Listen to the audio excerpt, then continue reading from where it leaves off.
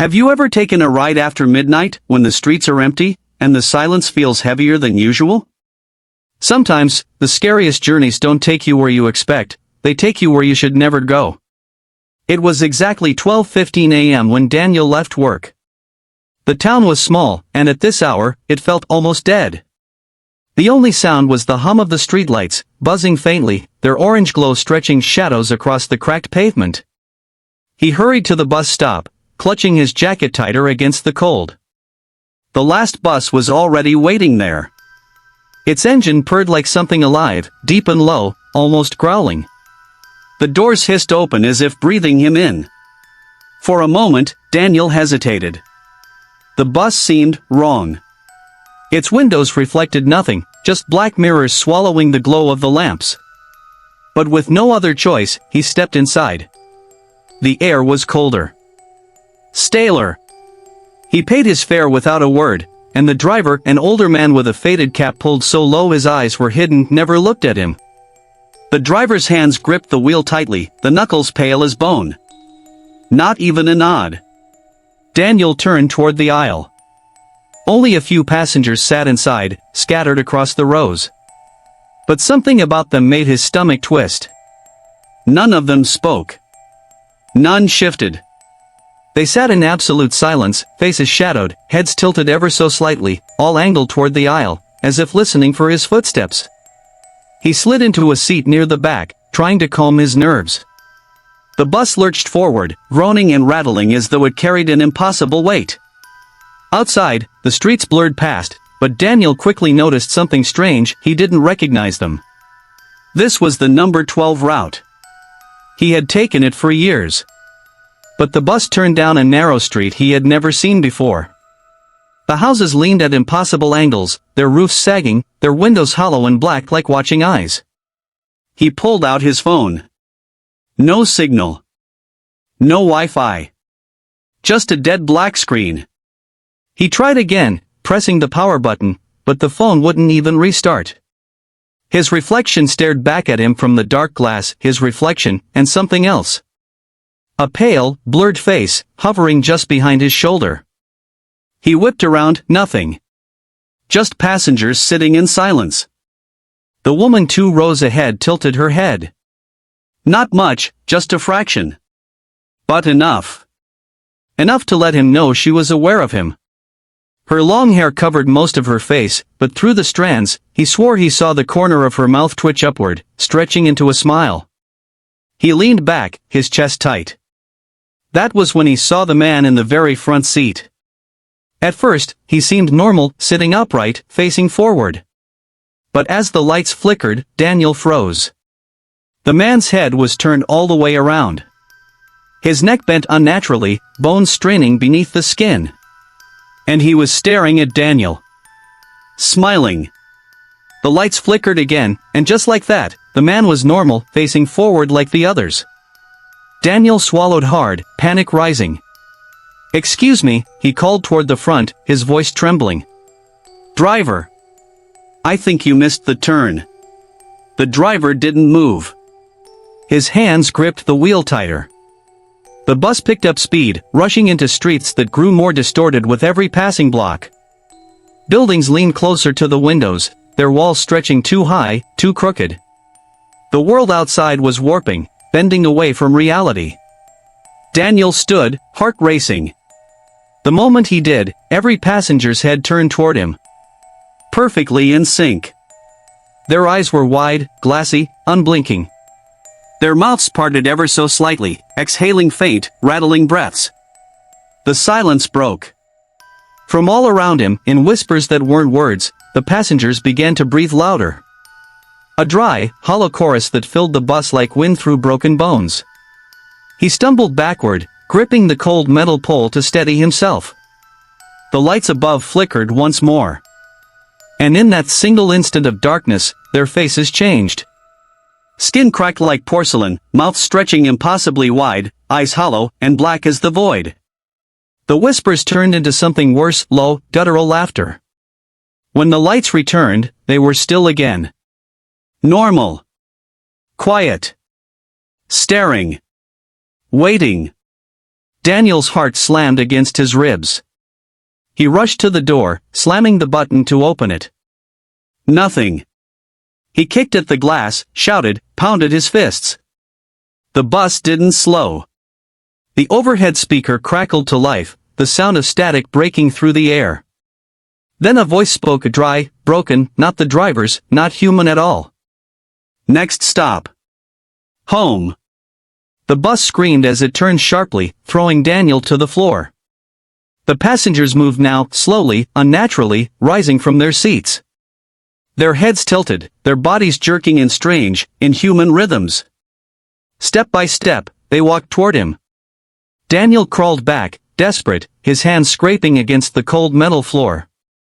The bus plunged into a tunnel, but outside the windows was no tunnel, only blackness. An endless, infinite void. The lights inside flickered once, twice, then went out.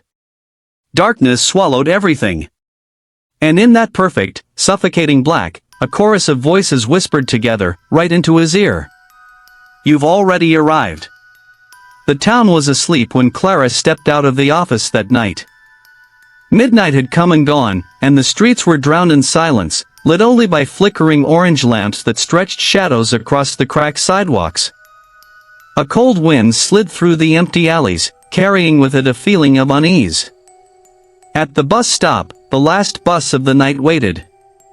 Its engine hummed quietly, the doors open like a mouth inviting her in. Clara hesitated, studying it. The windows were darker than they should have been, reflecting nothing, as if the glass itself swallowed light. But with no other way home, she stepped inside. The air hit her immediately, cold, damp, metallic. The smell reminded her of old basements and rusted pipes. The driver sat stiffly in his seat, a cap pulled so low his face was hidden. His hands, pale and bony, gripped the wheel but did not move. He didn't look at her. He didn't say a word. Clara dropped her fare into the box. The coins clattered too loudly in the silence. For a split second, every passenger on the bus turned their head toward her, their movements stiff, their eyes catching the dim overhead lights. Glassy. Hollow. Watching. Then, as if on cue, they turned back. Her stomach twisted. She forced herself down the aisle, slipping into a seat near the back. The bus groaned and pulled away, rolling into the deserted streets. Clara pulled out her phone for comfort, but froze when she saw the screen. No battery symbol. No clock. No signal. Just static crawling across black, like an old television stuck between dead channels. Her heart skipped. She raised her eyes to the window. The town she knew was gone. The buildings outside looked bent, leaning at impossible angles. Their windows were black and empty, like eyes watching her pass. Street signs were twisted, unreadable, and every road seemed to stretch too far, spiraling into places she had never seen. This isn't the route, Clara whispered to herself. She stood and walked toward the front. Excuse me, driver? You're going the wrong way. No answer. The driver's pale hands tightened on the wheel.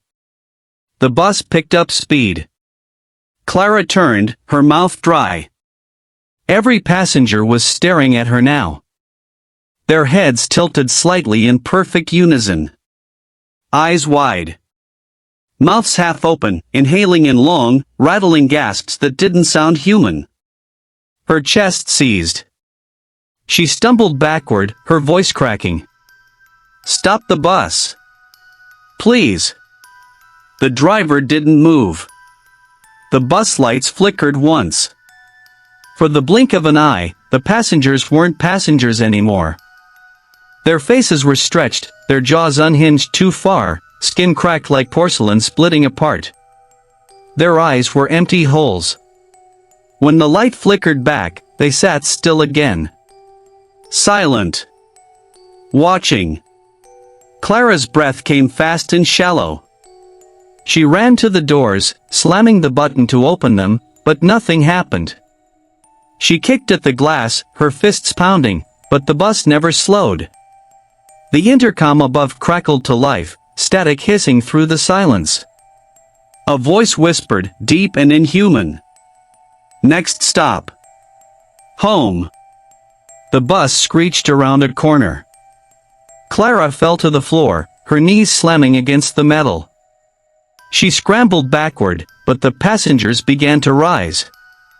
One by one, their movements jerky, unnatural, as though pulled by invisible strings.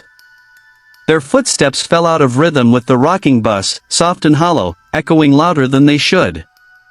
The laughter began then.